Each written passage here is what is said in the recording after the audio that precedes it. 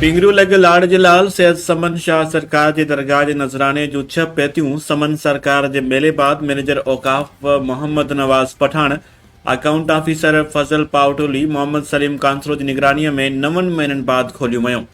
दरगाह committee जे chairman समेत 5 मेंबरनि ऐं नेशनल बैंक जे ऑफिसरनि जी गैर मौजूदगी में नज़राने जे पेतियुनि जी ॻणप औकाफ मैनेजर ऐं अकाउंट ऑफिसर जी निगरानीअ में सुबुह साण ई दरगाह समन सरकार अंदर शुरू कई वई। ॻणप राति देर सां ख़त्म थी। ॻणप दौरान 5000 जा नोट बि नज़र आया। ॻणप लाइ आम माण्हुनि खे विहारियो वियो।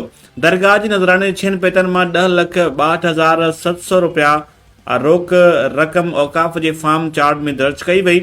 वाज़े रहे त सिर्फ़ समन सरकार जे मेले दौरान नज़राने जी पेतनि में 15 लख खां 20 लख निकिरंदा आहिनि, जॾहिं त ही पेतियूं मेले समेत 10 महीननि बाद खोलियूं वयूं आहिनि।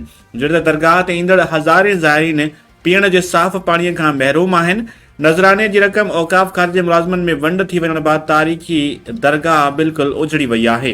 इधर सियासी समाजी तंज़ीमुनि जे अॻुवाणनि सेक्रेटरी औकाफ खां मुतालबो कयो त नज़राने जी रक़म खुर्द बुर्द कंदड़ मुलाज़िमनि ख़िलाफ़ इंक्वायरी करे मतन केस दाख़िल कयो वञे।